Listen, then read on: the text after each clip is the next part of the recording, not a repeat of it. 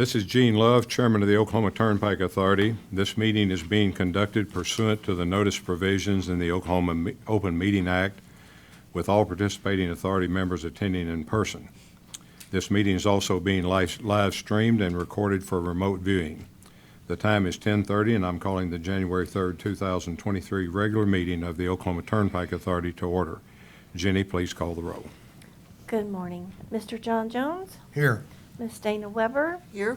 Mr. Will Berry? Here. Mr. Todd Cohn? Mr. John Tidsworth? Here. Mr. Gene Love? Here. We have a quorum. Thank you.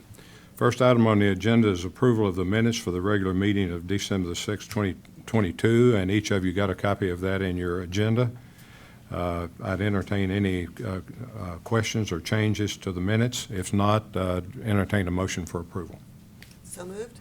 We have a motion for approval. Do we have a second? Second. Thank you, Mr. Jones. Jenny, please call the roll. Mr. Jones? Yes. Ms. Weber? Yes. Mr. Berry? Yes. Mr. Cohn? Abstain. Mr. Tidsworth? Yeah. Mr. Love? Yes. The next item's on the agenda from the Finance Committee. Mr. Cohn. Thank you, Mr. Chairman. Submitted for the consideration and approval of the authority is the transfer of a minimum of contingent annual authority payment in the total amount of $4 million to the Oklahoma Department of Transportation as representing the amount equal to the project assistance payment to be transferred by the department to the BOK as trustee of the non-system Gilcrease Expressway Trust Agreement pursuant to the Gilcrease Expressway Assistance Agreement. This approval includes the authority's determination that all commitments in place to secure the existing Oklahoma Turnpike System Trust Agreement have been satisfied. The staff has reviewed this. We discussed this in the Finance Committee, and I'd move for approval. We have a motion for approval. Do we have a second? Second. Thank you, Ms. Weber. Jenny, please call the roll. Mr. Jones? Yes. Ms. Weber? Yes. Mr. Berry? Yes. Mr. Cohn? Yes. Mr. Tidsworth? Yes. Mr. Love? Yes. Mr. Chairman, the next item is 1020. Submitted for the consideration and approval of the authority is a request to authorize the director to negotiate and execute an amendment to Task Order 7-2020 with Gannett Fleming. Task Order 7-2020 was approved by the authority on April 28, 2020 pursuant to Agenda Item 686. It authorized a 3-year implementation and support of the ViewWorks and Asset Management Cloud solution in an amount not to exceed $2,669,805. This amendment adds to the scope of the services to be provided under that task order for Gannett Fleming to perform the fit gap assessment on the asset management cloud solutions used by the authority and the Oklahoma Department of Transportation to determine the value-added enhancement for each entity. The assessment will also identify the feasibility and necessary steps should we choose to standardize on one transportation cabinet-wide solution as a shared service. The amendment is for a change of scope only, and the original approved not-to-exceed amount shall remain the same. ODOT will participate and share in the expenses of the services performed under this agreement, and the ODOT share will be 70%, our share will be 30%.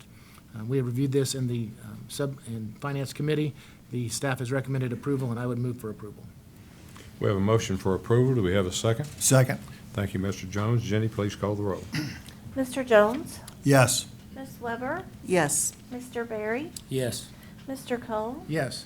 Mr. Tidsworth? Yes. Mr. Love? Yes. The final item, Mr. Chairman, is item 1021, and submitted for consideration and approval of this authority is the payment register for the period of November 1st, 2022, up to and including November 30th, 2022. And we've reviewed this with the staff, and I would move for approval. We have a motion for approval. Do we have a second? Second. Thank you, Ms. Weber. Jenny, please call the roll. Mr. Jones? Yes. Ms. Weber? Yes. Mr. Berry? Yes. Mr. Cohn? Yes. Mr. Tidsworth? Yes. Mr. Love? Yes. Next item's on the agenda from the Engineering and Construction Committee. Mr. Berry. Thank you, Chairman Love. My first item is item 1022. Presented for the consideration of the authority is a request that the following change orders and supplemental agreements be approved. These are presented as items 1 through 4, and all of these items apply to capital plan projects. 3 of these items add new pay items to compensate the contractor for additional work. One of these items grants time back to the contract, and one of the items establishes the final quantities of the contract in order to close out the project. Each of these items have been reviewed by the staff and have been discussed in the Engineering and Construction Committee meeting and are recommended for approval. I move that we approve this item as presented. We have a motion to approve the item as presented. Do we have a second? Second. Thank you, Ms. Weber. Jenny, please call the roll. Mr. Jones? Yes. Ms. Weber? Yes. Mr. Berry? Yes. Mr. Combs? Yes. Mr. Titsworth? Yes. Mr. Love? Yes. My next item is item 1023 from the Engineering Division. It's for task order modification for engineering services contract. Submitted for the consideration of the authority is a request that the following items be approved or disapproved. This is bridge ratings for various turnpikes. The consultant is Olson in the amount not to exceed $50,000. This task order will provide engineering services to perform load rating on various turnpike bridges. Included in this modification are load ratings on the Gilcrease Turnpike bridges, perform an arm's length inspection of the Will Rogers Bridge 80, and load ratings on various turnpike bridges that do not currently meet the FHWA load rating date requirements. The amount under this task order modification shall not exceed $50,000 for the engineering services, and the revised task order amount shall not exceed $550,000. The staff has reviewed the above item and recommends approval. I move that we approve this item as presented. We have a motion for approval. Do we have a second? Second. Thank you, Mr. Jones. Jenny, please call the roll. Mr. Jones? Yes. Ms. Weber? Yes. Mr. Berry? Yes. Mr. Combs? Yes. Mr. Titsworth? Yes. Mr. Love? Yes. Next item is item 1024. It's from the Maintenance Division. It's a purchase request approval. Submitted for the consideration of the authority is a request that the following items be approved for the purchase from State Contract SW035T. The first contractor is Premier Truck Group, a quantity of 6 2024 Freightliner 114 SD cab and chassis in the amount of $831,750. Contractor number 2 is John Vance Fleet Services. That will comprise of 6 2023 Ford F-150 XL crew cabs and 2 2023 Ford Escapes. John Vance's subtotal is $342,211.60. The third contractor is Great Western Trailer. This is comprised of 2 one-way reversing plows in the amount of $26,430.15, 5 J plows in the amount of $129,765, 6 dump bed and hydraulics in the amount of $255,006, and 3 material spreaders in the amount of $125,013.69. This gives Great Western's trailer subtotal of $536,214.84. Contractor number 4, Action Safety, for traffic striping at various locations under state contract AC0025. The amount will not to exceed $1,500,000. Contractors 5A Nortex for concrete panel lifting under statewide contract SW721, and 5B CP Integrated Services for the concrete panel replacement under state contract AC0025. These 2 contractors and their items of work will not exceed $2 million. The maintenance staff has reviewed and recommends approval. I move that we approve this item as presented. We have a motion for approval. Do we have a second? Second. Thank you, Ms. Weber. Jenny, please call the roll. Mr. Jones? Yes. Ms. Weber? Yes. Mr. Berry? Yes. Mr. Combs? Yes. Mr. Titsworth? Yes. Mr. Love? Yes. The next items on our agenda are reports. The first one is for our operating results. Wendy Smith. Good morning, Chairman Love, members of the authority, and Secretary Getz. I'm happy to report that year-to-date through November 30th reflected a 2.2% increase over the same period last year, and that traffic is also outpacing year-to-date revenue projections by 2.3%. Heavy truck traffic continued its upward trend, with it showing an increase of 10.7% over November of 2021. And just to give you a little snippet of what's been going on in the Gilcrease, we did some analysis for the first 30 days, and it was averaging about 10,231 transactions somewhere on that turnpike during the day. And we actually, after looking at traffic since then, this is more like a commuter turnpike. And so typically on a commuter turnpike, you're going to see your highest traffic on Fridays.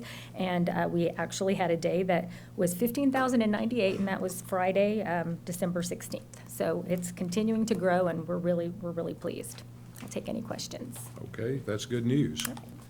Any questions? Thank you, Wendy. Our next report is our consulting engineers report. Jimmy Sparks.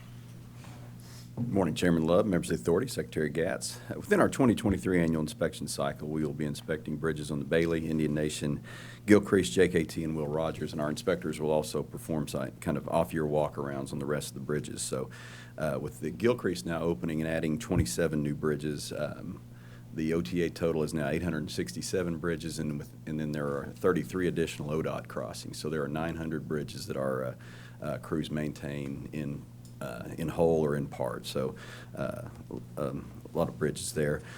Crews will also inspect culverts on the Chickasaw, Cimarron Creek, Indian Nation, Kickapoo, and Turner turnpikes, which are about 4,000 drainage structures not classified as bridges, as well as all the pavements and toll facilities. So, I report that often, but mainly the maintenance and capital reinvestment has the entire system operating and performing at very high service levels. No special inspections in our monthly report, and I would be happy to answer any questions. Any questions? Thank you, Jimmy. Our next report is our Highway Patrol report. Major Kennedy.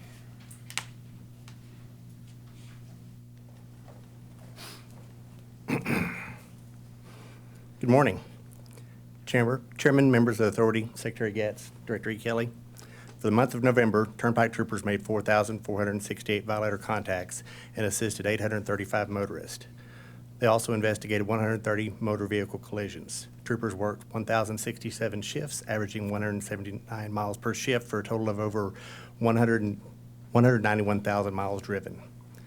We reported 5 fatality victims on the Turnpike system. We did have 11 criminal interdictions. I've included specific information on commercial motor vehicle, aircraft traffic, toll enforcement, and motorcycle enforcement in your reports for review. And I'll stand for any questions. Any questions? Thanks again, as always, Major Kennedy, for what you and your troopers do on our Turnpike system. Thank you. Our next report is our Director's report. Secretary Gatz. Mr. Chairman, board members, I'd like to start this morning on a little bit of a somber note, and certainly you're all aware of the passing of former Secretary of Transportation Gary Ridley. His role in transportation in the state of Oklahoma is significant, and Mr. Chairman, with your permission, I would ask for the observation of a moment in silence in remembrance of Secretary Ridley.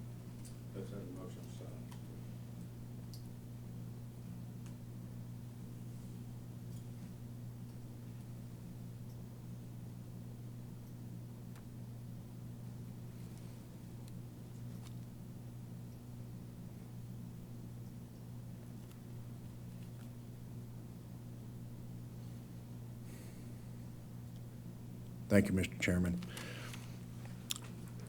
A little bit of update on our cashless conversion progress. Since our last board meeting, the Cimarron Turnpike has officially completed the transition to cashless tolling. That conversion started on August 30th, and our crews converted the final leg on December 15th. It's worth noting that there will be some work ongoing at those locations as we remove the old tolling infrastructure and upgrade those interchanges. So there'll be some work ongoing to get that polished up. Drivers can now utilize plate pay on the entire Cimarron Turnpike. The next phases of plate pay include the Creek and the Cherokee Turnpikes, and we are on track with our plan for all Oklahoma Turnpikes to be converted to completely cashless by the end of 2024. Always the emphasis and the significance of that is safety.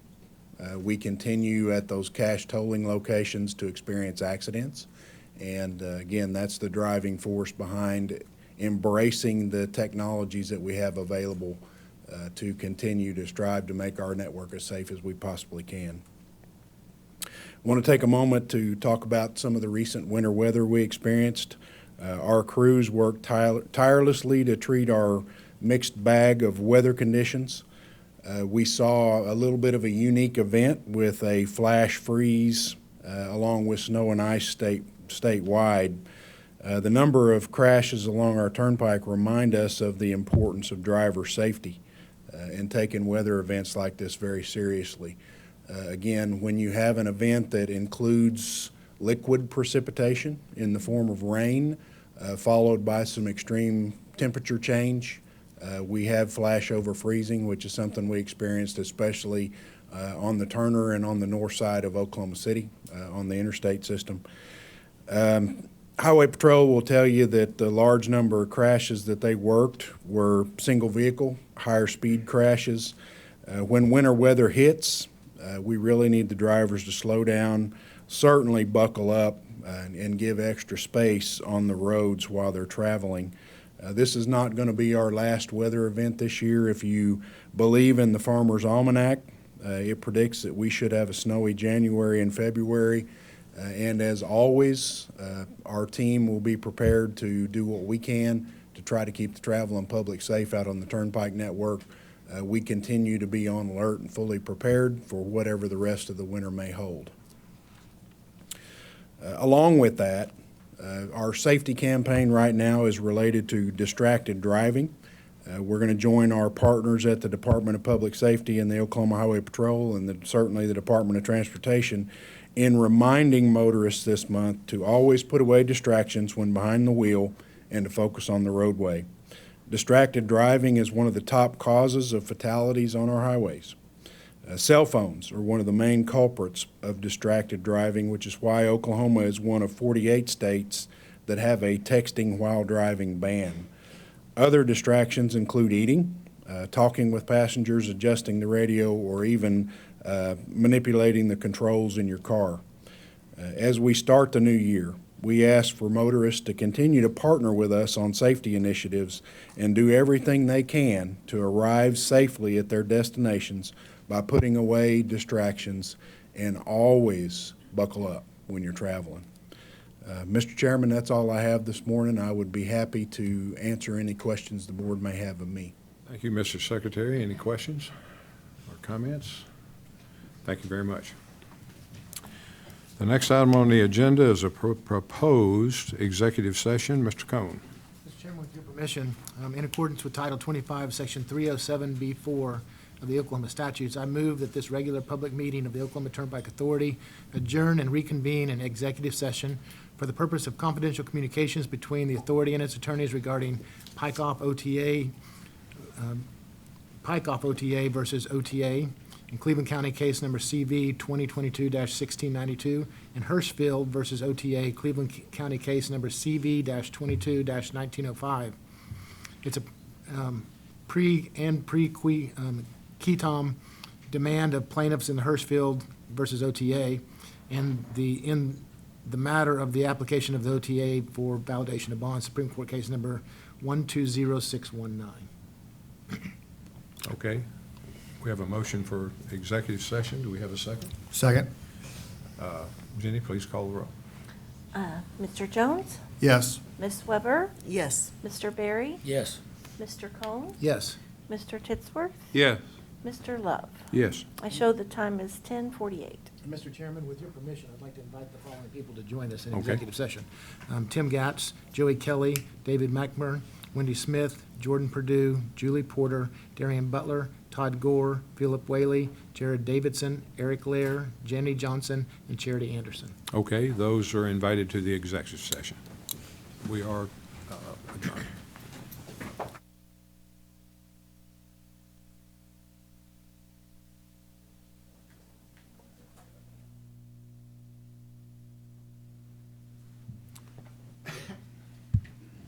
Okay, the time is about 12:32, it looks like, and I would entertain a motion to come out of executive session and go back into our regular meeting. Mr. Chairman, with your permission, I would move to end the executive session and reconvene the authority's regular public meeting. Okay, we have a motion, and do we have a second? Second? We have a second. Jenny, please call the roll. Mr. Jones? Yes. Ms. Weber? Yes. Mr. Berry? Yes. Mr. Cohn? Yes. Mr. Titsworth? Yes. Mr. Love? Yes. Are there any actions at this time to take coming out of executive session? Yes, Chairman Love. I move to direct Director Gatz, Deputy Director E. Kelly, to consult with legal counsel and give full consideration to whether the Turnpike Authority should appeal all or any part of the decision within the OMA case CV-2022-1905. Okay, we have a motion. Do we have a second? Second. Thank you, Mr. Jones. Jenny, please call the roll. Mr. Jones? Yes. Ms. Weber? Yes. Mr. Berry? Yes. Mr. Cohn? Yes. Mr. Titsworth? Yes. Mr. Love? Yes. The next item on the agenda is our public comment, and these comments are limited to agenda items number 1026, 1027, 1028, 1029, and 1030 that the Authority Board will consider following the public comments. The total time that is fixed for public comments is 1 hour. You're limited your time to a maximum of 5 minutes per speaker, and I would ask that you adhere to that. Jenny will keep the time, and she will announce the names of the speakers in the order that they've registered. I think we have about 24 registered. We're probably not going to have time to hear all those, and that's one reason I'd like for you to be sure and limit your time to 5 minutes so that we can hear as many as possible. Please address your comments and remarks to the Authority Board as a whole and not to any individual board member or member of the Authority staff. Finally, this agenda item is for public comment only, so no questions will be asked of the board, and please understand the board will not engage in any discussion with you on any remark you may have. And thank you all for your patience as we get to this part of our agenda. Happy New Year to each of you. I hope you have a great 2023, and thank you for being patient with us. When I talk about the public comments, please understand that we as a board will act professionally. I expect each speaker and each guest that we have here today to act professionally. There is a law against interrupting public meetings. We have highway patrol here. We don't want to have to ask anybody to leave. So please conduct yourself in a professional manner, and we will do the same.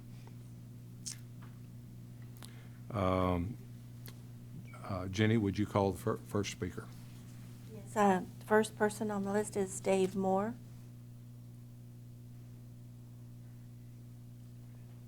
I'd wait till he gets through.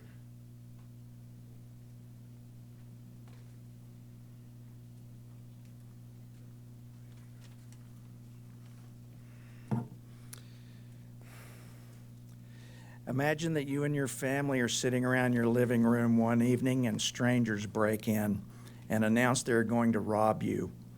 They're going to take everything that is precious to you. Would you just sit there and watch?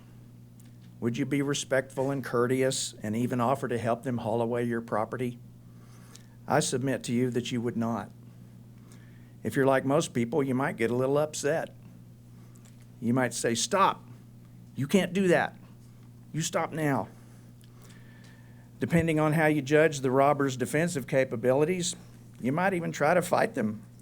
Most folks would not, however, just sit passively by and allow themselves to be robbed. They would do something to resist.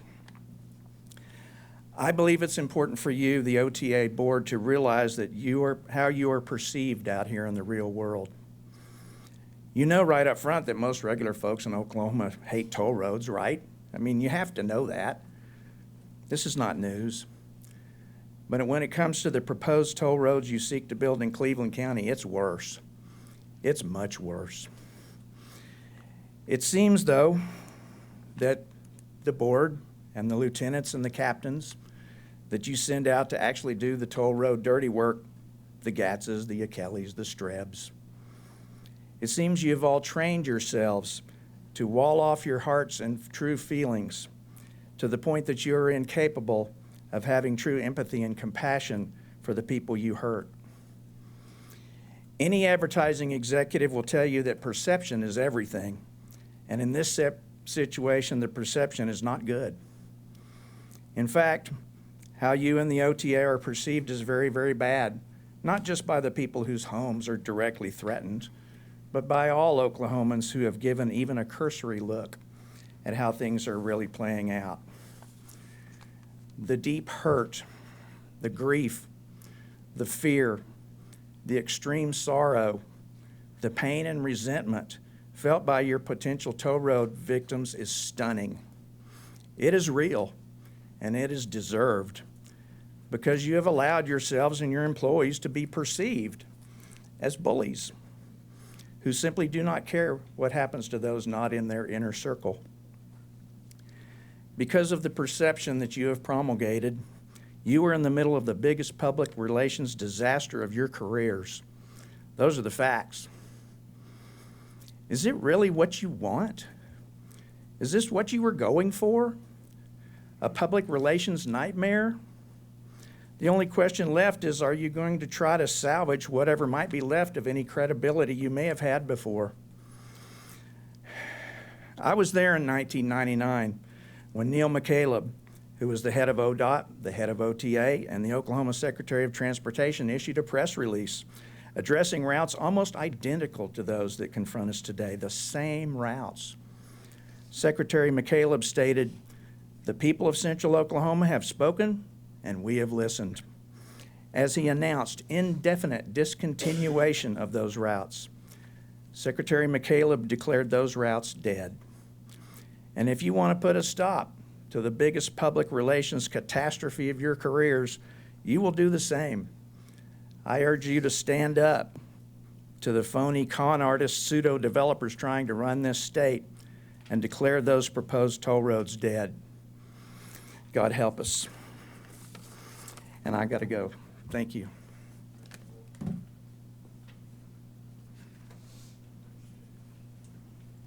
The next person on the list is Sean Shingledecker.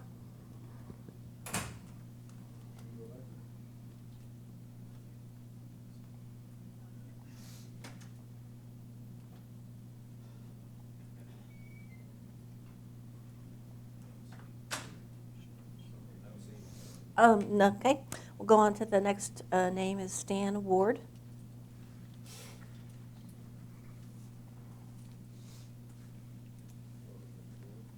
Good morning. It's with some degree of trepidation that I come here this morning. 2 years ago, I tried to retire after 55 years of practicing law. I thought maybe it was time for the old horse to go back to the barn, or at least to the pasture. Well, I had a few years left. Then I woke up one morning, February the 23rd, 2022, and it had 8001 East Etowah Road as the proposed route for a massive interchange on this new toll road in Cleveland County. That happens to have been my address for 42 years. That's where my house, my barns, my guest house, and other things are located. It had an impact on me, but not nearly the impact that it had on my wife, who is unfortunately my age. And we thought that the last few years were going to be relatively quiet. But the turnpike has created a maelstrom of activity. Litigation is expensive. I've been a litigator for all of my career. I know how expensive it is. The people that are impacted didn't have the money to go and pay them like you guys do. So they have to go to the old broken horse and see if he'll carry the ball. And that's exactly what we've been trying to do. We've also given you an opportunity, quite frankly, to put an eraser on your pencil. We ask you not to take this action to pay the money, $42 million that you already paid as of November 30 to a bunch of these people over here, the engineers, the surveyors, the contractors, and all these people that seem to do right well from the construction of turnpikes. Rather than do that, you've doubled down. I just heard what you said when you walked out here today, that you're thinking about an appeal. Well, we're going to have to file another suit, a key tam lawsuit, against the individuals who make this decision not to repay the money, and against the individuals who receive the money. Not something we want to do, but we're being compelled to do it. And once again, we're doing it because everyone that's involved is upset about a process. We were the last people to know of your plan, not the first. When you were going to roll out Access Oklahoma, what did you do? You told the contractors, you told the city officials that you thought would be on your team, and you brought them all aboard, and then the last to know were the people whose properties were going to be taken. We have heard these new words from your publicist. You want to be transparent, and you want to follow due process. Well, I see two lawyers sitting up here, and both of you are very familiar with those two concepts. And in order to have due process, there has to be a notice and an opportunity to be heard before a fair and impartial hearing body. And that's why we came here today, is basically to say, think about this before you act. Give us the opportunity to make our case. Don't foreclose us. Don't shut the door. Hear our side of the story, like Ralph Harvey said, now for the other side of the story. We would like to present our other side of the story using some professional people to tell you why we think that this is not a good project, and it's a project that's only going to create animus, as Mr. Moore said, and more animus for you. I think you're making a huge mistake. You can rectify it. It's not too late. We're holding out the peace pipe, but it looks to me like you broke off the stem this morning. I'm sorry to hear that, but that appears to be the decision that you've made. But I do appreciate the opportunity to address you. And I appreciated the opportunity to meet you, Mr. Chairman. I thought you were a perfect gentleman, and you should be proud of this man because he did conduct himself most appropriately and in the best tradition of your board. Thank you. Next on the list is Rashard Tortorello.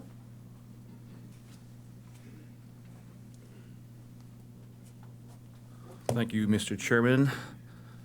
Good afternoon, Mr. Chairman, authority members, Secretary Gatz, Joe Kelly. I'm Councilman Tortorello, and I'd like to thank you for the opportunity to speak on behalf of Norman's largest ward and its citizens significantly impacted by this turnpike. Many have suffered great angst since the 22 February Access Oklahoma announcement. My citizens feel their lives have been put on hold, their livelihoods in jeopardy, and they have a sense of powerlessness living under the threat of eminent domain. This is a huge story today, what's happening here. But the bigger story and the bigger point is that the state is trampling on private property rights. It may not seem so, but your actions today will resonate with every registered voter in Oklahoma. Let's not deceive ourselves. Thousands of my citizens, and many thousands more across this great state, will know their government does not care about their well-being. Many feel this approach only further negates the legitimate concerns and interests of affected property owners and highlights a disconnect between the authority and community needs. I'm asking for the board to slow this process down and bring all parties to the table for common sense dialogue. This is the American way. Otherwise, tomorrow's headlines might say that a turnpike is more important than grandma, when it could actually say that OTA commits to have an open dialogue with those directly affected by the turnpike. I think that sounds a lot better. Eminent domain is a controversial and powerful tool that carries the potential for profound effects on affected citizens. A core associated principle is that representatives and decision makers should take greater care when considering its application. Open communication channels to ensure that enough information is screened so that informed policies can be created and tailored to fit the needs of the community better than a one-size-fits-all solution would. As an elected official tasked with representing thousands of residents, I strongly urge this board to consider these views as part of your process, giving the people a voice regarding this critical matter. It is a natural state of man to protect their legacy for future generations. The preservation of individual rights is a fundamental responsibility of the government. This is a central theme championed by natural right philosophers such as John Locke and Thomas Jefferson, who saw it as an imperative duty to protect citizens through laws that guarantee their privileges to be secured, including private property rights. Thomas Jefferson articulated this notion in the Declaration of Independence, affirming the government's role in preserving the people's civil liberties. He stated, "Government must serve and secure citizens' basic rights and freedoms. This is integral for any just society to prosper and reach its highest potential." He also encapsulated that what it would mean to strive towards such a society without fail or compromise, a task that still stands firmly in place today. The Open Meetings Act of 1977 requires public officials to conduct their business openly and transparently, granting citizens the opportunity for due diligence. In doing so, it promotes trustworthiness between government entities and members of our society, laying down a foundation that allows all of us to enjoy peace of mind when vital decisions are being made on behalf of the people. The government has a powerful tool, an unyielding tool in eminent domain. I'm here on behalf of Norman to ask for a shift. Allow those most affected by such decisions to have their voices heard. With dialogue between all parties involved, what do you have to lose? With transparency comes greater trust between citizens and their governments, leading us towards certainty with every action taken. I'd like to leave you with a final thought. The right to life is the source of all rights, and the right to property is their only implementation. Without property rights, no other rights are possible. Property rights are the keystone of a functioning society. Without them, no other right can be protected. Owning and preserving one's belonging is essential to experiencing life truly. Thank you. Next person on the list is Tassie Hirschfeld.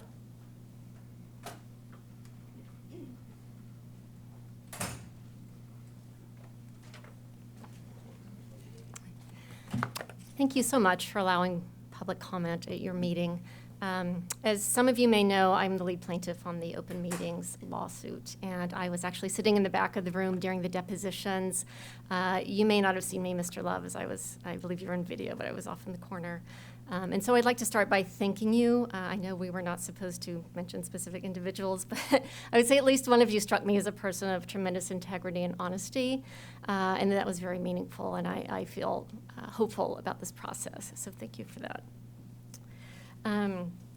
So I would like to go back to those depositions for a moment, because one of the more surprising facts for me that came out of that was learning that you, the board members, unanimously agreed that you learned about Access Oklahoma on February 22nd or immediately before. I think all of us were a bit shocked to learn that. But in going through the documents, and again, I pulled this off the OTA website, like this is the original press release, and the headline is February 22nd, officials unveil first look at Access Oklahoma Turnpike Plan. So why is this important? Why am I taking you back to that day, February 22nd? Because in today's agenda, I saw that the OTA has a resolution that claims that Access Oklahoma was introduced at the December 7th board meeting. And in fact, here's a quote. The resolution goes on to state, quote, some residents of Cleveland County claimed to be surprised when they learned about the proposed turnpikes in February. The statement implies that certain residents of Cleveland County, of which I am one, would have known about Access if we had been paying attention in December. But if you, the board members, only found out in February, how is that even possible? This may seem like a small issue, a small technicality, but it isn't. The Oklahoma Turnpike Authority executives are lying to you in the same way that they lied to us in the community. They have misrepresented every aspect of this. They have refused to answer questions at public meetings, and they have changed their story multiple times. We do not have confidence in them. We have some confidence in you as people of integrity who will step up and demand that this organization speak the truth to you, to me, and to everyone who is affected by these plans. $5 billion is 50% of the state budget of Oklahoma. It is an enormous amount of money to be in the hands of unelected people who are not honest. And so I would implore you going forward to demand honesty and accountability, to understand that those of us in the community are not hateful people who, are just determined to hug trees no matter what.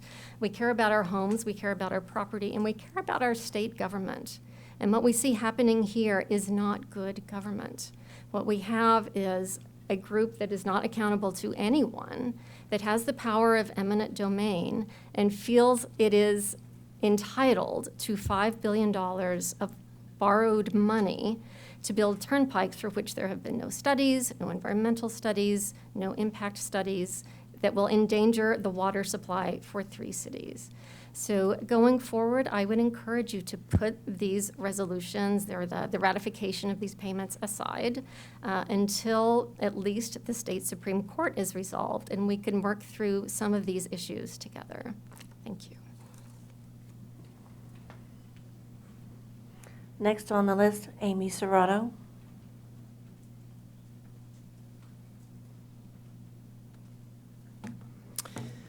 Thank you. Thank you for having me again. It's nice to see you. Happy New Year.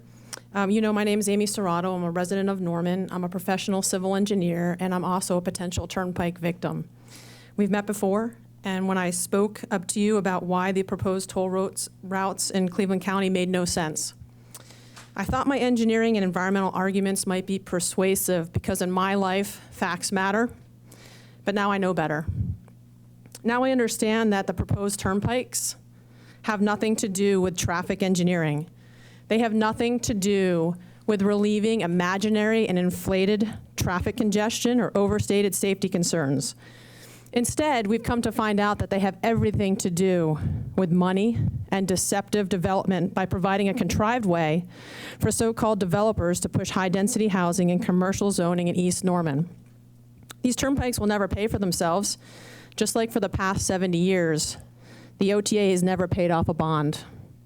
Because of the shell game called cross-pledging, OTA is allowed to continue covering up the failed business model, all while swindling the Oklahoma citizens in perpetuity. But you know what else is worse? The Oklahoma Turnpike Authority continues full steam ahead on these routes, even though the Supreme Court is likely to rule that they have no legislative authorization. These routes are illegal, and you are being lied to by the staff at the OTA. Why are you continuing to approve monies on routes that are going to be ruled illegal by the Supreme Court, a ruling that is final and not appealable? Is it because the clock is ticking on the current bond debt and your OTA staff says you need to move full steam ahead to get that money? Is this rush to build willful intent or lack of competence? OTA continues running business as usual, still operating in secrecy and paying their contractors for work on routes not even authorized. And yet, even as work defiantly continues to the point of right-of-way acquisition readiness, the OTA staff still refuses to acknowledge the number of properties that will be directly and indirectly impacted by these turnpikes. They still operate in the dark by providing incomplete open record requests. They have apparently never provided you, their oversight board, with complete, factual, timely, and transparent information so that you may make informed decisions, which is your job. Your board members claim they didn't even know about the Access program until Governor Stitt showed up on February 22nd to announce the Access program. Yet 1 month prior, your board approved Poe & Associates program management contract for close to $5 million with zero documentation of the scope of work or even the name of the project. And then you approved 12 more firms in February to the tune of $60 million to work on unexplained projects. And you claim that you had no idea what these projects entailed. So how does a board ethically vote on approving millions and millions of dollars when you have no idea what that money is going to be spent on? Is this continued secret behavior by the OTA leadership willful intent or lack of competence? And why is your board being complicit in this activity? The OTA continues business as usual by defying the court's order to rectify their willful violations of the state's Open Meeting Act. We are here the day after a long holiday break, watching the board, being asked yet again by people that are not telling you the truth. I hope you can see that they're not telling you the truth. They're asking you to rubber stamp a bunch of fiscally irresponsible agenda items and legally deficient resolutions that are somehow going to magically repair all the harm the OTA caused in by operating in secret. The resolution presented to you today for a vote is a manifesto in defiance.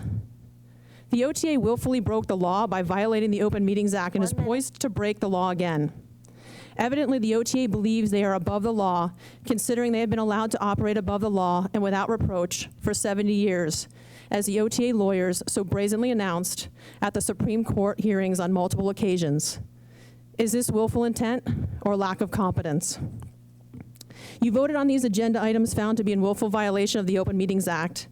We, the people, stand here before you and ask you to take a pause on voting on any agenda items associated with the Access Oklahoma program or resolutions attempting to mitigate the Open Meetings Act violations so that you don't again find yourself in willful violation of the law.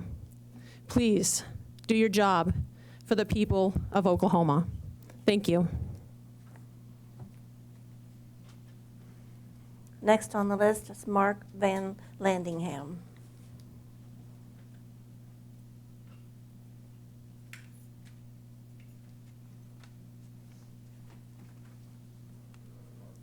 Good afternoon. My name is Mark Van Landingham, and I'm the Senior Vice President for Government Relations at the Oklahoma City Chamber. We appreciate the opportunity to comment today. With more than 3,000 members, our chamber is the largest economic development organization in the state. We have a long history of working with the leadership and staff of the Oklahoma Turnpike Authority and private sector partners to facilitate economic development through strategic investment in our state's turnpike system. This cooperation has led to positive outcomes not only for the public, but also for increased commerce. Our Chamber's support for Access Oklahoma is included in our 2023 Public Policy Guide, which was approved by our Board of Directors in December. It is our desire that the plan continue to move forward in full compliance with the law, including the state's Open Meeting Act. Allowing Access Oklahoma to move forward is important for three critical reasons. One, enhancing safety on the turnpikes. Two, providing increased access to urban and rural communities throughout the state. And three, maintaining a transportation system that stays ahead of population growth and increased traffic in the metro areas. Oklahoma City features three major interstate highways. Completion of an outer loop will facilitate efficient access to all parts of the metro by providing an alternate route to an increasing amount of heavy freight loads. I'd like to again emphasize our support for Access Oklahoma moving forward in compliance with all applicable laws. In closing, I can tell you that I've been authorized by the State Chamber and the Tulsa Chamber of Commerce to state they are in full alignment with our Chamber's position on this issue. Thank you again for the opportunity to speak.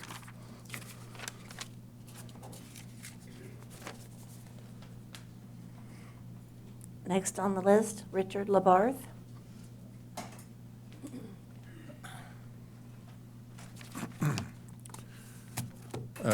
Chairman Love, thank you for the opportunity to speak, and other board members.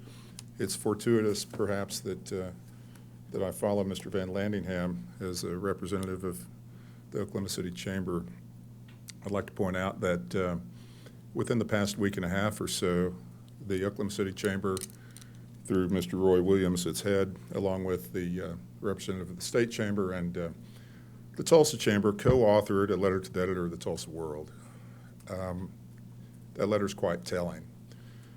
Among other things, it recites an objectively provable falsehood, namely, as a point which they wish to make, which I presume was furnished to them by OTA staff, they represented that this turnpike going through Cleveland County is ostensibly warranted because they said that there are some 5 accidents per day along I-35 in this stretch from Purcell to the Tri-City connection point. In fact, that conflates, that exaggerates the true number by some 17 times. The true number, which is verifiably provable from ODOT data, which is publicly available, is 0.3 accident per day. So I'd like for you to allow that to sink in, because, and I'm certainly not accusing any member of this body as participating in a public misrepresentation, but through surrogates and through friends, and bear in mind that the Chamber's membership is populated by the very large engineering firms which stand to enjoy the benefit of the OTA's largesse in these projects. So they have a dog in the fight, and they're campaigning on behalf of their membership to no one's surprise. That's how politics works. I'm a big boy. I've been a lawyer since 1985, and I guess I can't blame them for that. But it would be nice if they would not articulate untrue points that, as I say, presumably are being furnished to them by OTA executive staff. I wish to bring home the point that we learned over the course of our lawsuit, the OMA case. One of our researchers did a deep dive and pulled up every single set of minutes from 2010 forward to mid-year this year. And what she determined was that there were 1,047 votes taken by this body. And of those 1,047 votes, only 3 of them included a dissent. And each of them included only a single dissent. And if I'm recalling correctly, it was actually Mr. Titsworth each time who did so.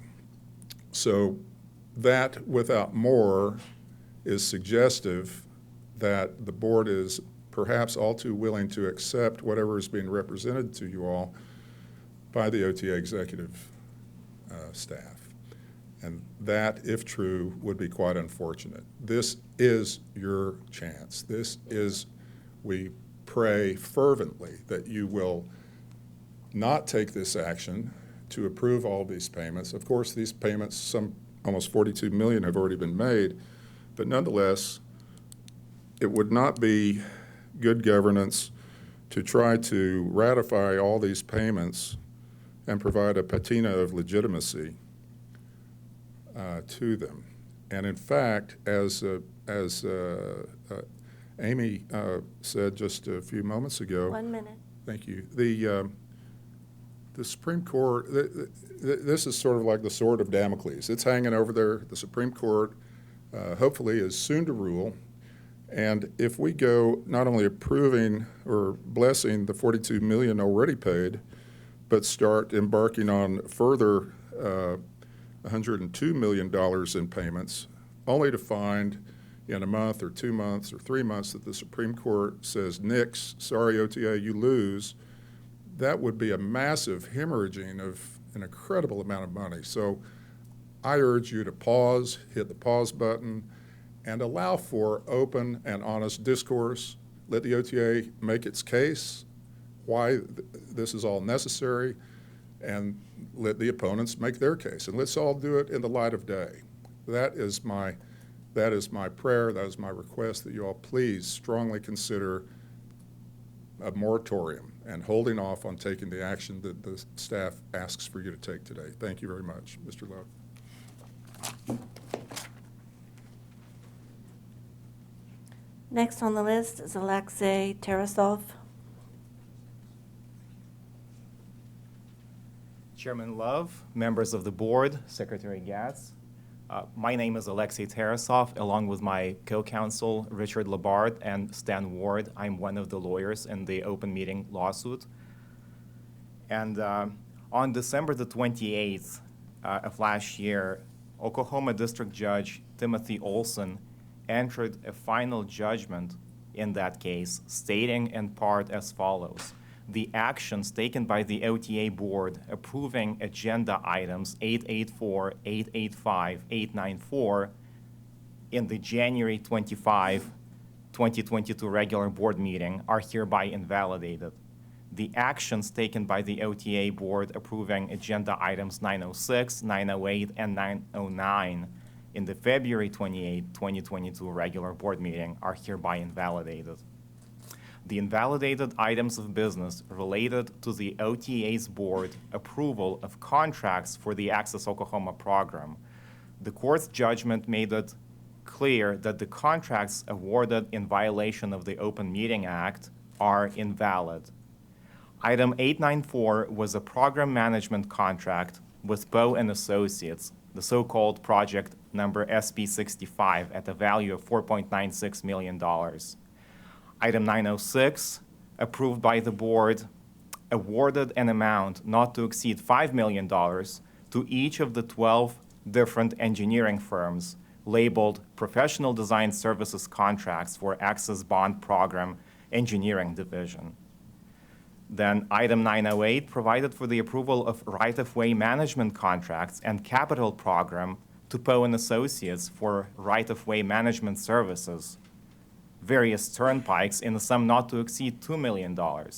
And finally, item 909, approved on February the 22nd, 2022, allowed utility management services contracts for the Access Bond Program for a sum not to exceed $2 million.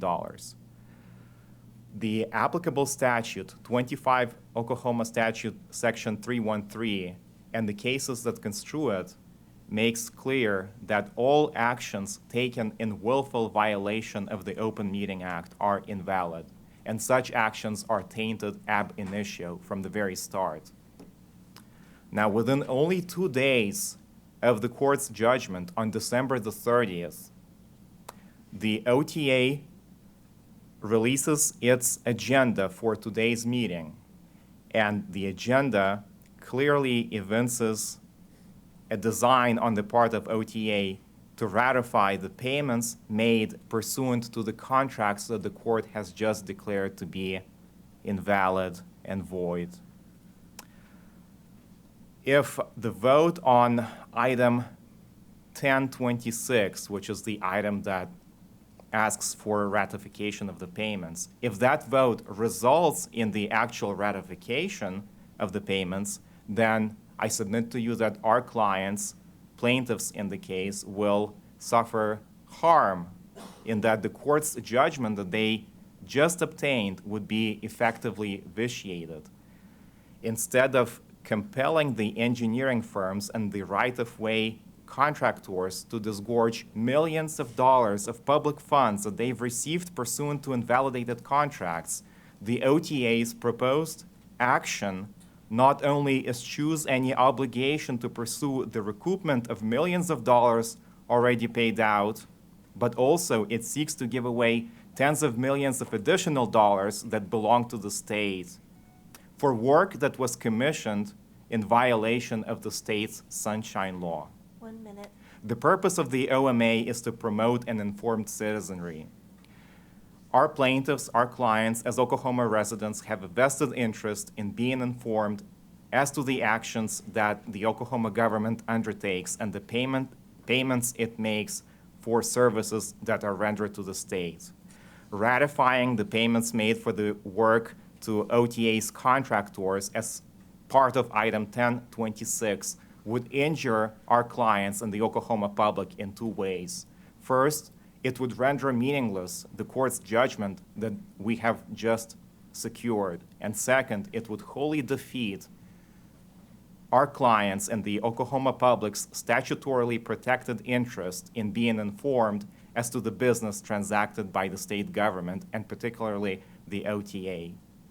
The OTA, as pointed out by my colleague, has already paid over $40 million under the contracts found to be invalid. I submit that the contracts at issue have already been declared invalid, and it would be illegitimate to now ratify the payments that are made pursuant to these illegal contracts. Time. Thank you very much. Thank you. Next on the list, James Bond.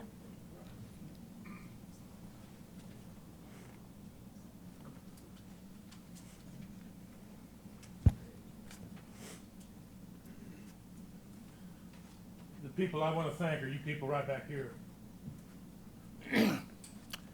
I'll thank you guys too. Allow me to come up here today. I was educated at an OU up in Kansas called Autumn University. I was a biology student, and I took all the environmental classes we had, every single one of them. One of them was called Land Use Decision Making, Professor Roth. Professor Roth taught us in those days that nothing whatsoever was more important, more vital than our water. Our water. According to him, that is our most vital resource. And I think now we'll see it. Every day we hear on the Weather Channel, you know, about the drought stricken the whole country, not just Oklahoma, but the whole country's in drought. The idea of putting a turnpike or any major highway right through a watershed, I'm sure has Professor Roth rolling in his grave. Anybody, I can't think of why anyone in their right minds would think about even possibly jeopardizing one of the most valuable watersheds in the entire state. Why we would even consider putting our route here blows my mind, because that's exactly what it does. It puts this watershed in jeopardy. All it would take is one hazardous waste spill right there on the highway, and that watershed would be trashed for 1,000 years, according to some people. 1,000 years we wouldn't be able to use it. We've got ads on TV now, Camp Lejeune, the water at Camp Lejeune. We need to protect our water more than anything else. And they're not a turnpike, not a highway, not all the highways and turnpikes in Oklahoma amount to anything when compared to our water. All right, we need to protect that water more than anything. That's the main thing I had to say today. The other thing I had to say today is word on the street, word out there on the street of Noble and Norman and stuff. I asked Dr. Serrato today, have they looked at any of your alternative routes? And she said that these guys, Cole and them, haven't, as far as she knows.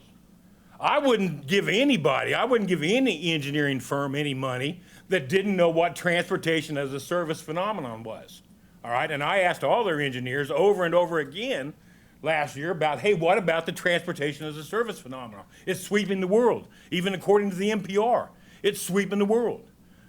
None of them, not a single one of the engineers that I spoke to even knew what it was. This young man right there, though, said, I don't know what it is, but you come to the meeting next month? I said, yeah, I'll be there. And he said, I'll do a little checking on it. I'll find out. And his conclusion was, God bless you, that it's really not going to have an effect in Oklahoma. Well, that's bull. That's bull. And I think everybody here knows it. Forecasts are that in 2050, as much as 90% of the vehicles we see on the roads now won't be there anymore. What if that's the case? If you people are depending on money coming in for these highways for the next 70 years is what I see. I'm told we could set the sun on them and make them all freeways in 15 years if you guys would just do it now. But if you go through with what you want to do, that it'll be at least 70 years and you're counting on people more and more traffic. But what if the truth is, if this TAAS phenomenon is true, like they're saying, everywhere they're saying is true, it's sweeping the world, and it will come to Oklahoma. What if that's the truth, and 10 years from now, we only have half the number of cars on the road? What if they're right? Everybody's saying, oh, no, they're wrong, traffic's going to increase. But already Amazon and Walmart and everybody's looking at ways to deliver things to our doors without us having to go out. Klaus Schwab already sits and says, you'll own nothing and be happy. You know, people don't want us owning cars. You guys want us owning cars, I'm sure. 1 minute. Because you want us driving on the turnpike, paying tolls. I think it could be closed down. I've seen facts right now, or numbers that say that the turnpike could all be turned into freeways in Oklahoma within 15 years if we do it right now. All right? The last thing I have to say is the word on the street in Noble is that the route is set so firmly where it is because insiders have lots of money to make along that route. All right, if that's the truth, you guys need to stand up and say, hey, we're going to do things different. Thank you. Next on the list, Whitney Mullica.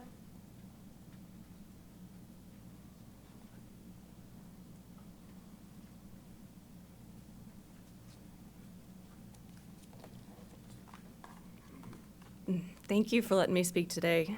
My name is Whitney Mullica, and I've lived in Oklahoma City my whole life. My house is not in the path of the proposed turnpike. For work, I help people who are on Medicare and Social Security, and I have clients who are millionaires, and I have clients who can barely afford the tolls to get to their doctor's appointments. I've never built a road, obviously, so I'm not qualified to talk about construction, but I did want to mention a couple things. As of this morning, the Oklahoma Turnpike Authority had a 1.7 out of 5-star review on Google. 59 people have written reviews, and the average they gave this board of unelected members was 1.7 stars. I've spent a lot of my 20s in the restaurant industry, and I can promise you that if any of the establishments I had worked for received a 1.7, there would be an area manager ready to yell at the GM. And I worked at Mahogany downtown for a few years when they first opened, and we had a table reserved in the bar for bankers and oil executives and people who were in construction. And I recognize, one of our board members, but you probably, don't remember me because most people barely pay attention to the people who are serving them. As long as the service is at par, there's no real reason to pay attention. But that's why we're all here today. That's why people like myself who have nothing to do with construction have been showing up to these meetings. The service is not up to par. It's not even worth 2 stars. So we talked about perception a little bit when Dave spoke earlier, and I just want to tell you guys what I see when I look at these members. It's real estate developers, do-it construction engineers, steel manufacturers, lawyers, financial advisors, and people who own transportation companies. So which one of you is here to look out for the people? Politicians love to participate in ribbon cuttings, and they're great at what some people like to call the scoop and toss of financial responsibility. And that's essentially what this $5 billion plan looks like, a scoop of responsibility and accountability tossed to the future generations. And unfortunately for people who would like to identify as Republicans, the more recent Republican administrations have forgotten what property rights and the rule of law mean. So now both sides of our political system are on board with spending as much money as possible on whatever pork project they come up with next. And of course, Wall Street's on board, and the similarly situated individuals in the finance, insurance, and real estate industries are on board. These public-private partnerships make them a lot of money, and the relationship between the OTA and their stakeholders is essentially a transfer of risk. You're transferring the risk of construction and the risk of repayment. It's gambling with the public's infrastructure. There's around $4 trillion in outstanding municipal bond debt in America, and it makes me wonder if the bond market is really capable of protecting the communities from arrangements that extract wealth from the public to benefit private actors. Is that the job of our politicians, or is that the job of this board? We've seen what happens when these public-private partnerships fail in Indiana, Texas, and more recently in Puerto Rico. And in 2017, Tim Gatz was invited to Washington for Senator Jim Inhofe's subcommittee hearing on leveraging federal funding, innovative solutions for infrastructure. During this hearing, Inhofe said to a Democrat, it is funny, we are on the opposite sides of a lot of issues, but we are always together in friendship as well as in infrastructure. So while the public continues to vote on hot topic issues that really don't mean anything, the Democrats and Republicans are collectively riding a gravy train, which oftentimes centers around facilitating vehicular traffic. While in Washington, Gatz told the people present that Oklahoma carefully vets projects, they select an appropriate level of risk, and prepare structured financial plans, which are all paramount to success. 1 minute. As we face a 15-year, $5 billion zombie project from the 1990s, I suppose purchasing domain names that could be used by the opposition prior to announcing access was part of the vetting process, and keeping the public in the dark, a willful violation of the Open Meetings Act, may have been part of the strategy of selecting appropriate risk. And as for a structured financial plan, if the OTA really has one, why is this board unwilling to submit to a special or investigative audit? According to the World Bank, macroeconomic crises like COVID-19 are an important reason behind private-public partnerships failing, and it makes me wonder if this access program might really just be an act of desperation and a mayday. The bottom line here is the people of Cleveland County have told you guys we don't want to put your zombie project on life support. So thank you for letting me speak today. Next speaker, Randy Carter.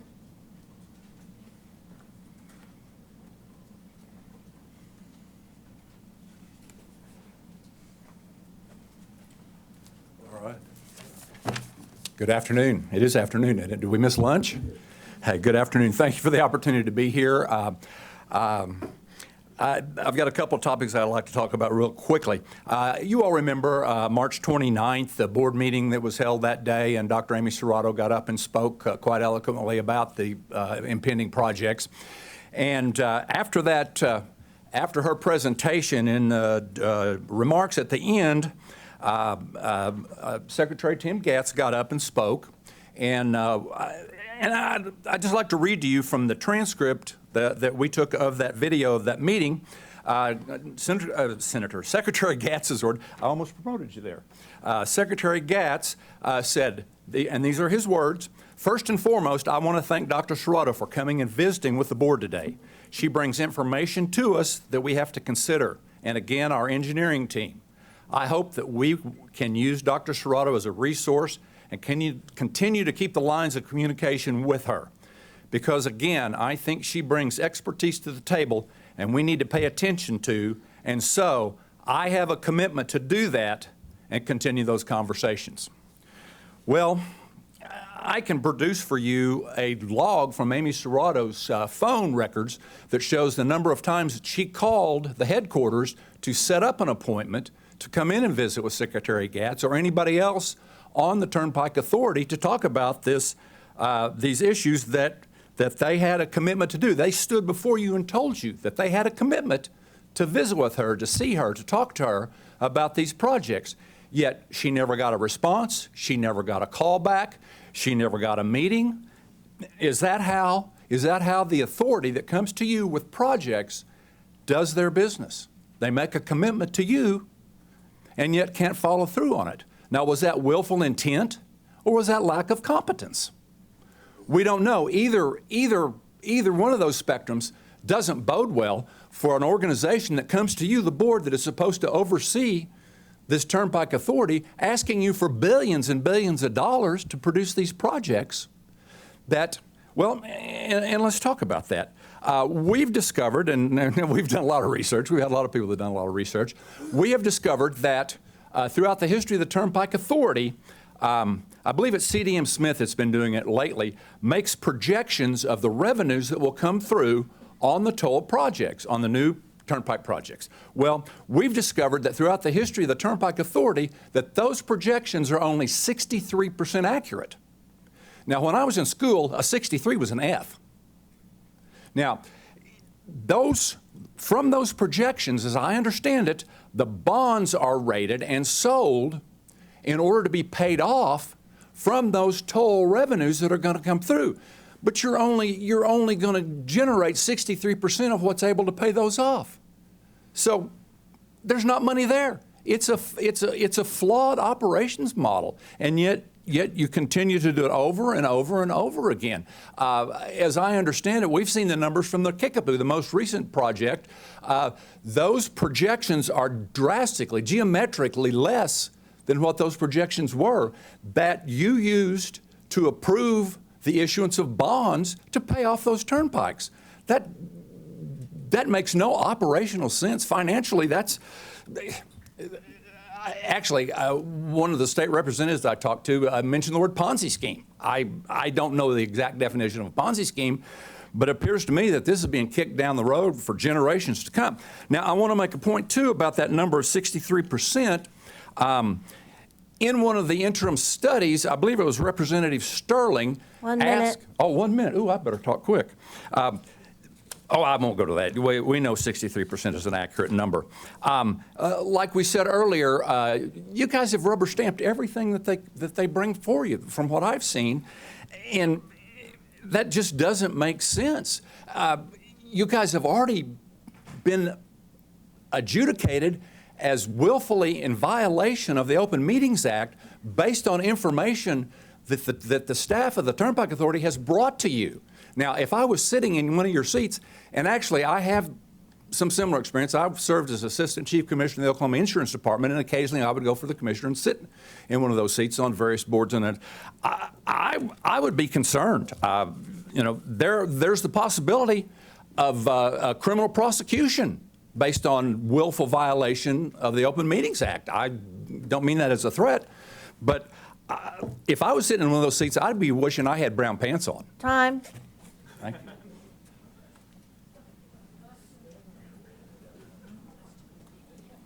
Next on the list, Linda Berry. Hi, thank you, and thank you for taking the time to listen to us today. I hope you hear some of the things that have been said. I don't have a prepared speech. I've lived in Norman for 37 years. I'm 63 years old. I've lived in this state my entire life. I live in a home with a family. I have a community. The city of Norman, which is the third largest city in this state, and in Cleveland County. Both my local city government and the county government have asked you to stop and have dialogue and discussions and hear what our concerns are. One of the most important things to me that I've noticed, and I'm going to read a document, part of a document from the City of Norman website. It's called the Lake Thunderbird Watershed.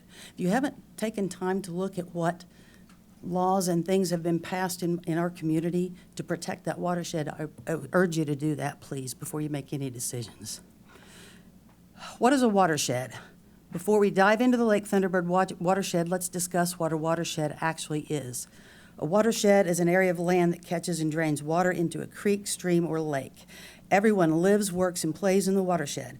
This means that everything we do has the potential to affect our water quality. We're talking about our drinking water here. It's very important to all of us. One comment I did hear made earlier was that the Chamber of Commerce of Oklahoma City, which represents the people of Oklahoma City, and the Chamber of Commerce of Tulsa, which represents the people that live in the city of Tulsa, are for these turnpikes and support what you're doing. None of them get their water from our water supply. Lake Thunderbird and its watershed supply drinking water to the city of Norman, the city of Del City, and the city of Midwest City. That, to me, is something, and I think that was mentioned earlier too, really needs to be looked at hard and seriously with concern before decisions are made. And I have not seen that done yet. I'd like to yield the rest of my time to anyone else that was up behind me. Thank you. Next on the list is Darren Smith. And we do have 5 minutes left of our hour.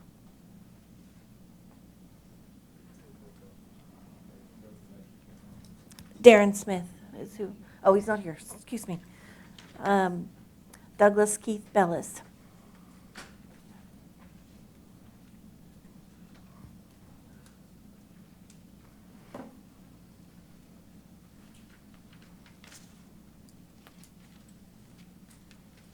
Well, first of all, thank you for listening to all of us. About everything I wanted to say, but probably already been said. I do want to say that myself and my wife live about a third of the mile east of the where the turnpike's supposed to come through, close to where they're planning to have a big clover leaf right next to Lake Thunderbird. We're on the east side towards the lake. I first of all want to tell you that this is just smacks of government overreach. That's the one thing that we've heard several people say. You realize we're one of the only states, if not the only state, that the Turnpike Authority does not have to work with a local community. I mean, you have a city of Norman that's voted 5-0 from a city council position, and you're not interested. They've had planning because of the watershed issues we've talked about. We live on top of the Garber sandstone, which I'm a geologist, by the way, and that water provides water from Edmond to Yukon to Norman. Most of the wells are close by us. It's just, and it seems to have no concern to anybody whatsoever. But I'd say one of the things that hasn't been mentioned since I lived there, I'm a geologist. I've worked in northern Oklahoma City for 30 years, and I've commuted every day to the route that, right up from where I'm at, which would be halfway down the South Connector. And as it stands, if it was built today, I could still commute faster taking the roads that I've got. It absolutely is not an answer to anything for Oklahoma City traffic. If you just pull your phone up, 5:30 any afternoon or 7:30 in the morning, and you look where all the traffic is, it's all these north-south roads, especially downtown Oklahoma City down to Moore, and on the east side by I-35. So say you're coming south, and you want to get out of that traffic, and you're coming down I-35. Are you going to turn and go east on I-40 and drive almost to Shawnee to get on a road that takes you all the way down to Purcell just to get around the traffic in the next 6 miles down to Moore? Or swing back around and come into Moore from the south side? I mean, it makes no sense. I mean, if somebody had a map and just looked at a map, I just ask you for a second, look at a map, and I make maps for a living, a third grader can look at this and go, this is ridiculous. And the time that it takes to drive up there proves it. So that's one of my main things. So you've got something that doesn't make any sense to start with from a driving situation, and to me that's one of the number one things. To build this route and to do this over the top of a city that has already planned for the water situation for years without even talking to them is just an unbelievable thing to do. To usurp their authority is just it's just unheard of. And I will just tell you that the mental stress that the people in our community has felt looking at this, everybody out there is torn up by it. And that's probably the primary thing. The one thing I do think that almost anybody in Oklahoma, you've had 14 turnpikes altogether, 3 of them that are economic. The Turner, obviously, is important to Oklahoma. Why wouldn't you just limit this to fixing the Turner and get that done? In fact, I think that'd be the smartest thing you do. Forget all these controversial ones that are no value, and concentrating and getting that one finished. It'll get you out all the rest of this hassle, because we will continue to fight you the best we can. 1 minute. Thank you.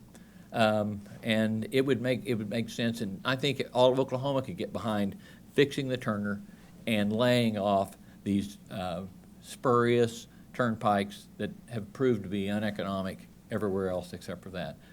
When I was a kid at 10 years old, riding with my grandparents in the car, they bragged to me about how Turner Turnpike would be paid off in 15 years and then it'd be public usable for everybody in the state. Here we are, I'm 67 now, and we are looking at this ongoing turnpikes. We've got another, 10 or 15 they've got outlined in different places. This is ridiculous. They're out of control. They need to be shut down, and they need to be finishing up the Turner and getting their ducks in order, and we need to turn as many things as we can into something that's public that everybody can use. Thank you. Okay, that's the end of our public comments. I appreciate you staying professional and appreciate the decorum. The next item on the agenda is the Open Meeting Act violation corrective items. First one is agenda item number 1026. Mr. Lair.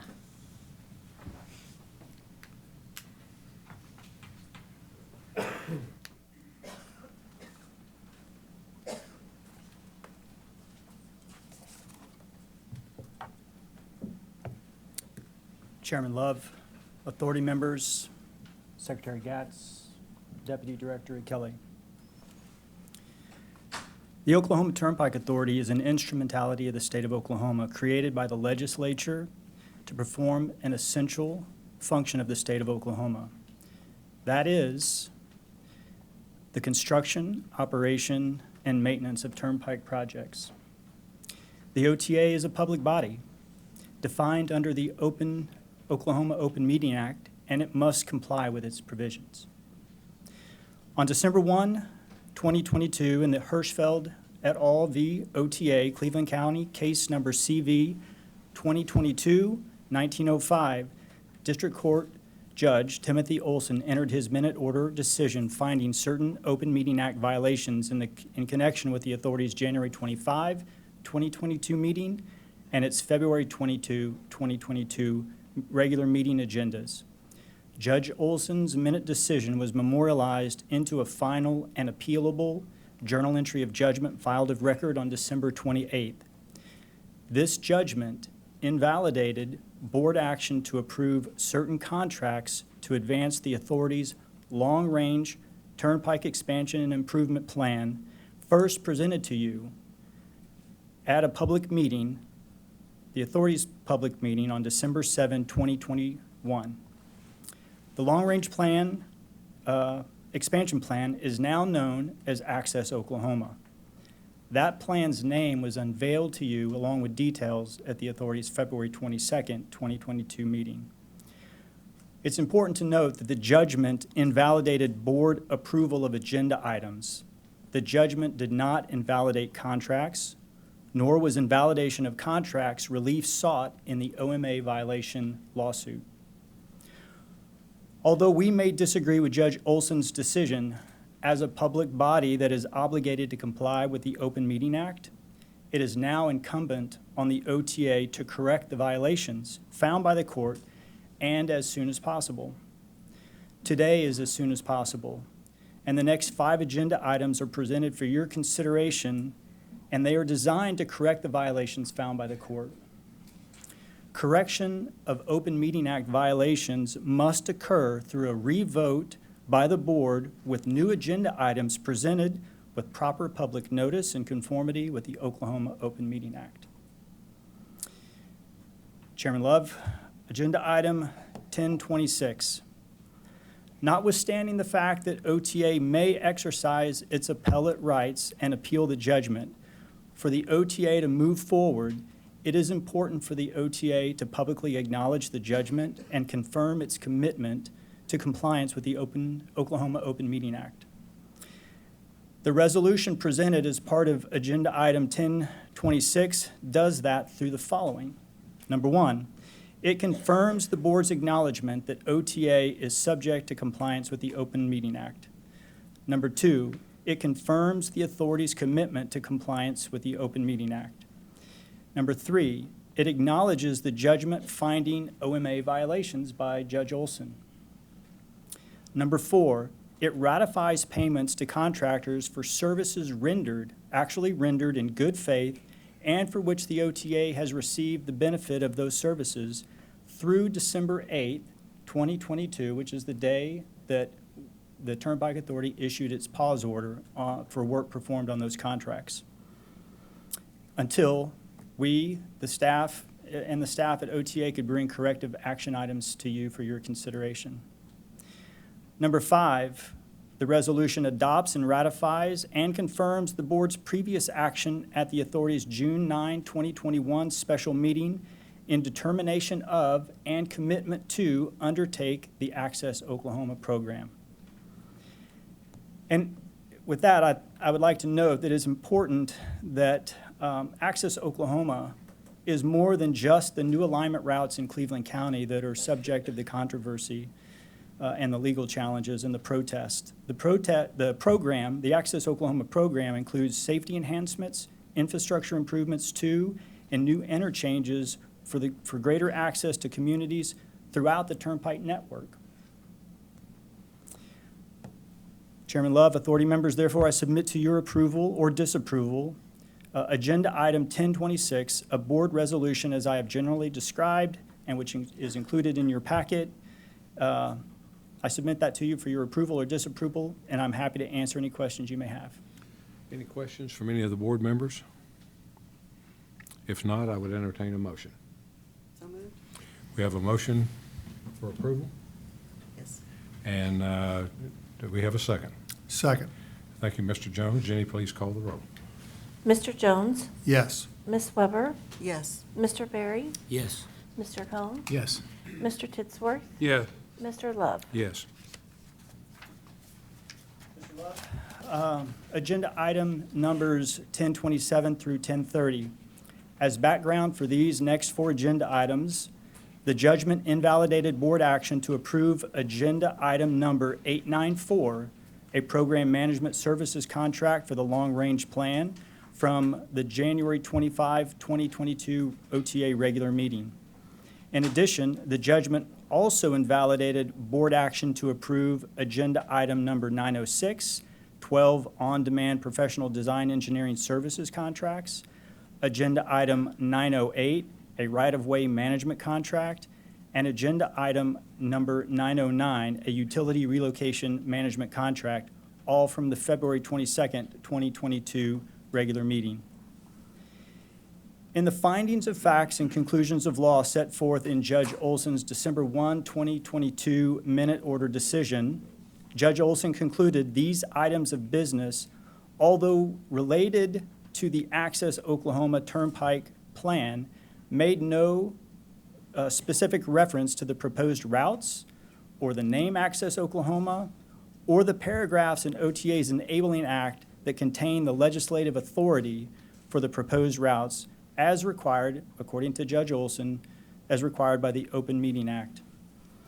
Accordingly, in order to correct these OMA violations, as OTA is required to do as a public body, these action items must be brought and presented to you again for a revote to approve pursuant to new agenda items that comply with the Open Meeting Act requirements determined by the court in the Hirschfeld OMA litigation case, as reflected in the judgment. With that background, I will present the items for your consideration individually, and please forgive me, they're long agenda items, and I'm going to read summaries from each of those agenda items. Agenda item 1027.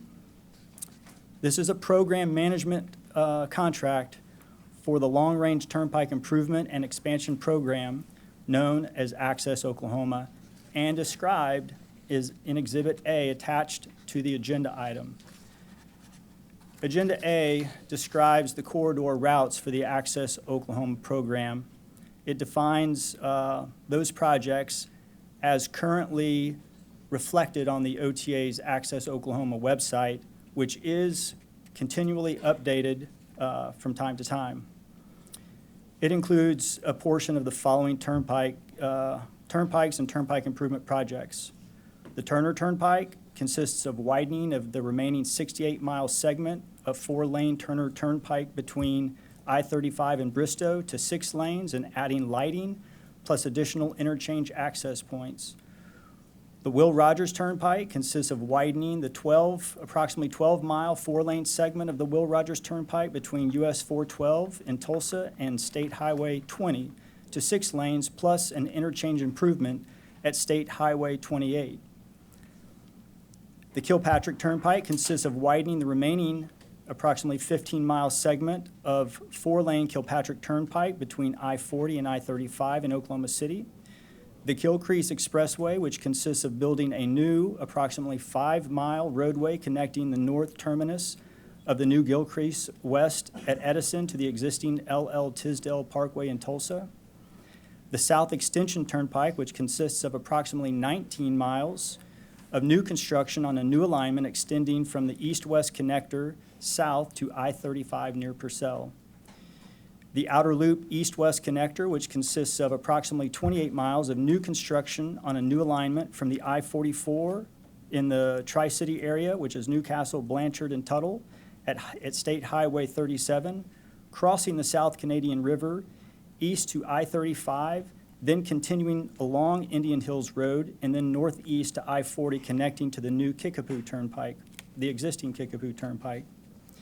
The Outer Loop Tri-City Connector, which consists of approximately 8 miles of new construction on a new alignment extending the existing Kilpatrick Turnpike at State Highway 152 near Airport Road, around the Will Rogers World Airport to I-45 north of the South Canadian River in the Tri-City area, as well as system-wide access improvements, which consist of new construction and improvements of various interchanges across the existing turnpike system throughout the state.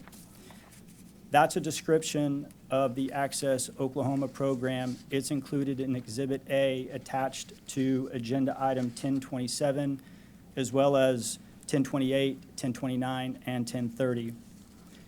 Specifically with respect to 1027, this program management services contract, which is a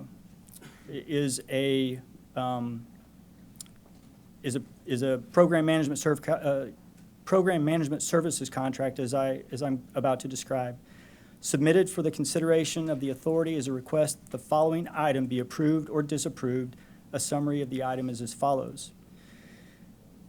The original contract, Poe and Associates, $4,960,000, and a modification to that contract in the amount of $9,081,654.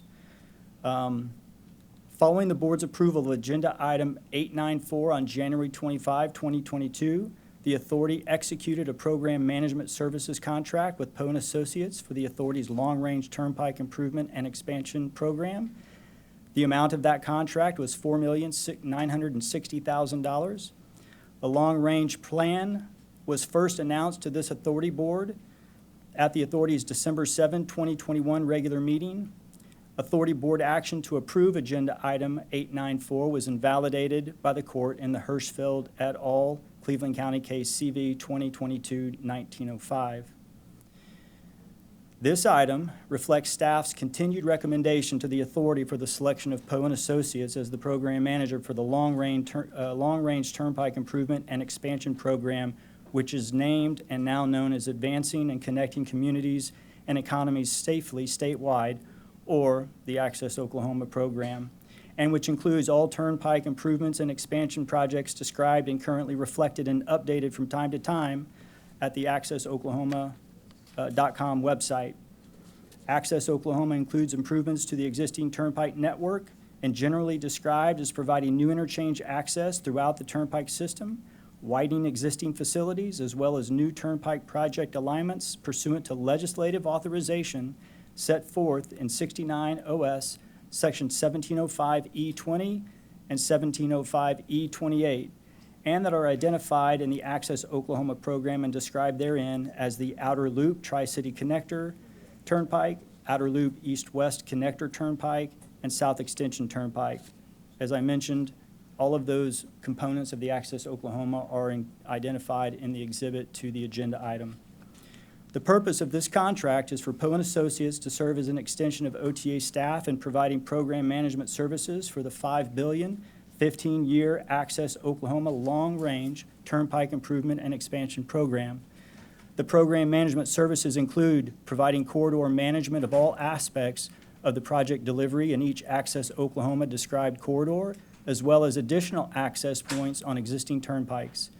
Additional services include, but are not limited to, alignment studies, oversight and coordination of all design activities, environmental studies, and permitting program cost and schedule controls, GIS data and mapping, public involvement and meetings, and other services as directed by the OTA.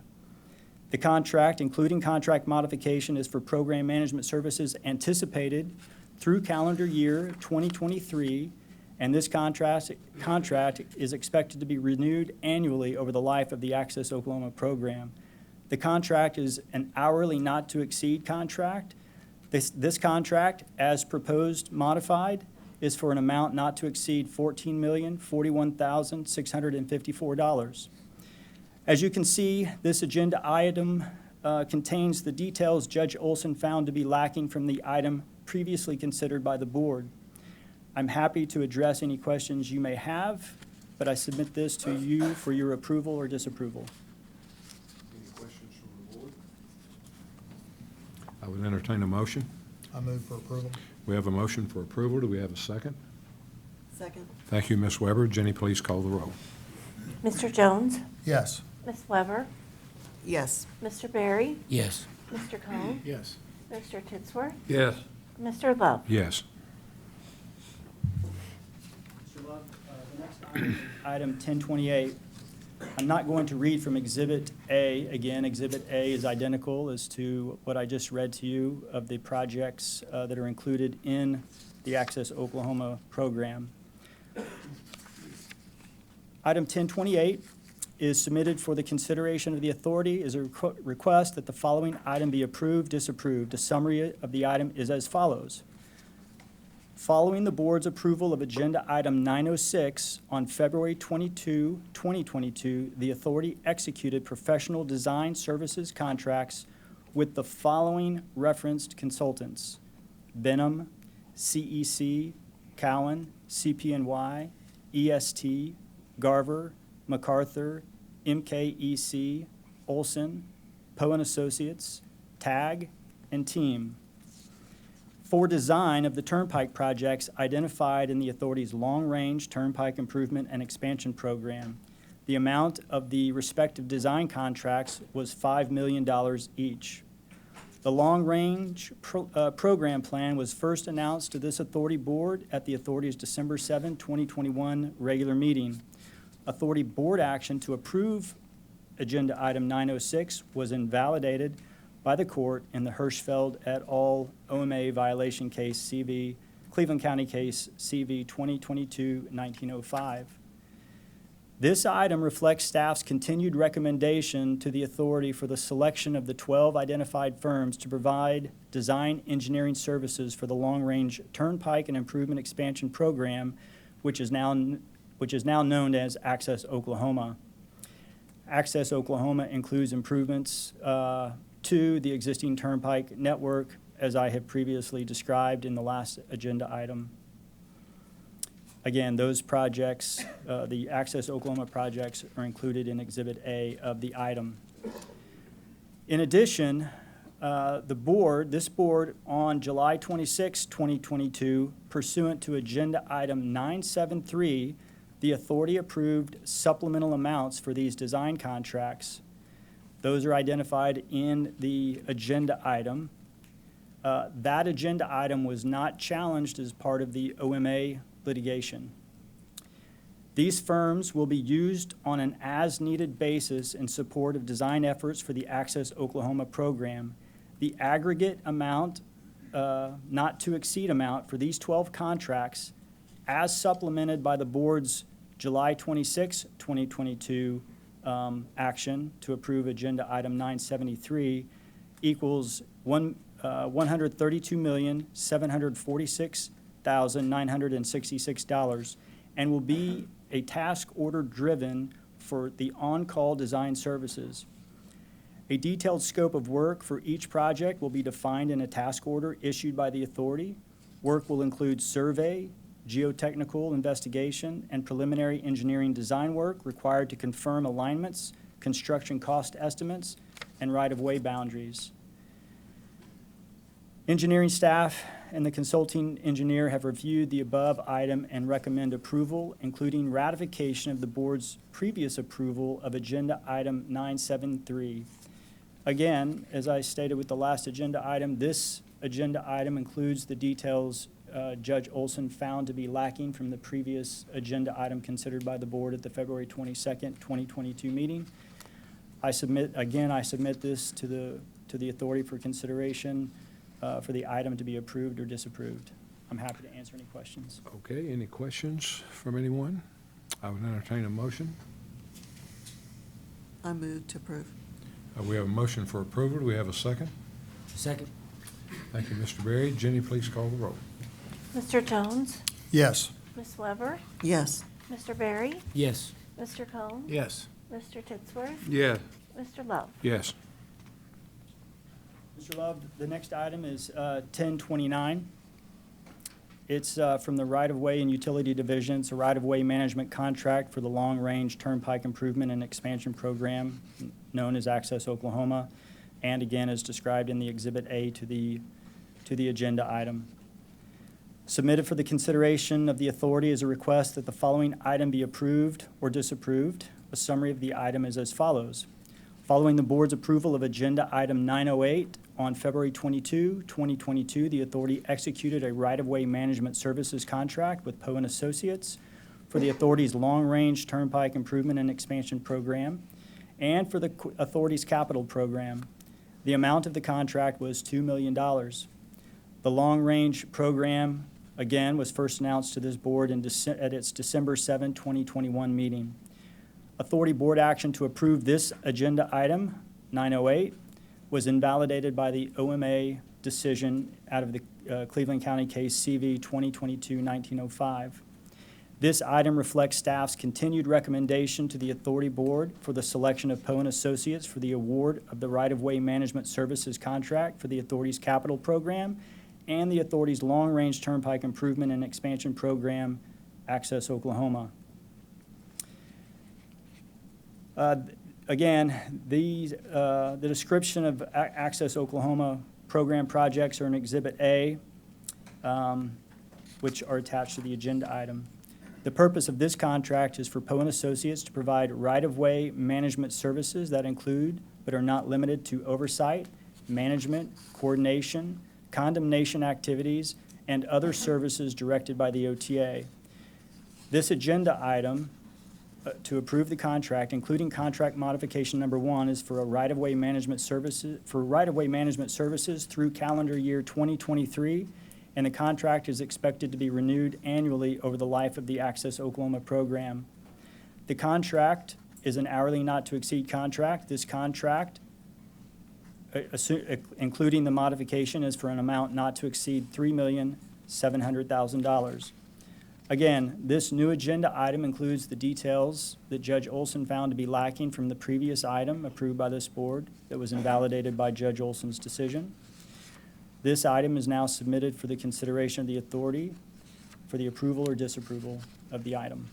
Okay, any questions? Okay, do we have a motion? I move to approve. We have a motion for approval. Do we have a second? Second. Thank you, Mr. Jones. Jenny, please call the roll. Mr. Jones? Yes. Ms. Weber? Yes. Mr. Berry? Yes. Mr. Cohen? Mr. Titsworth? Mr. Love? Yes. Mr. Love, the final item I have to present is item 1030. It's out of the right-of-way and utilities division. It's a utility management contract for the long-range turnpike improvement and expansion program, Access Oklahoma, as described on Exhibit A. Submitted for the consideration of the authority is a request that the following item be approved or disapproved. It's, as I stated, a utility management services contract with Team Design. Following the board's approval of agenda item 909 on February 22nd, 2022, the authority executed a utility management services contract with Team Design for the authority's long-range turnpike improvement and expansion program, Access Oklahoma. The amount of the contract was $2 million. The long-range plan was first announced to this board at the December 7, 2021 regular board meeting. The board's approval of this item was invalidated by the decision in the OMA case in Cleveland County, CV 2022-1905. This item reflects staff's continued recommendation to the authority for the selection of Team Design for the award of the utility management services contract for the authority's capital program and the authority's long-range turnpike improvement and expansion program, Access Oklahoma. The purpose of this contract is for Team Design to provide utility management services that include but are not limited to oversight, management, coordination, and other services directed by the OTA. This contract, including modification number 1, is for utility management services anticipated through calendar year 2023, and the contract is expected to be renewed annually over the life of the Access Oklahoma program. The contract is an hourly not-to-exceed contract. The contract, as modified, is for an amount not to exceed $3,500,000. Again, this agenda item contains the details that Judge Olson found to be lacking from the previous agenda item that was invalidated, or the board action to approve the previous agenda item invalidated by the decision in the Cleveland County OMA case. I'm happy to answer any questions, but this item is submitted to the authority for its approval or disapproval. Any questions? I'd entertain a motion. I move we approve. We have a motion for approval. Do we have a second? Second. Thank you, Mr. Berry. Jenny, please call the roll. Mr. Jones? Yes. Ms. Weber? Yes. Mr. Berry? Yes. Mr. Cohen? Yes. Mr. Titsworth? Yes. Mr. Love? Yes. That's the end of our regular agenda for today. I appreciate all of our guests being here today. Thank you for your professionalism, and anything else to add or to come to before the board today? I'd entertain a motion for adjournment. So moved. We have a motion to adjourn. Do we have a second? Second.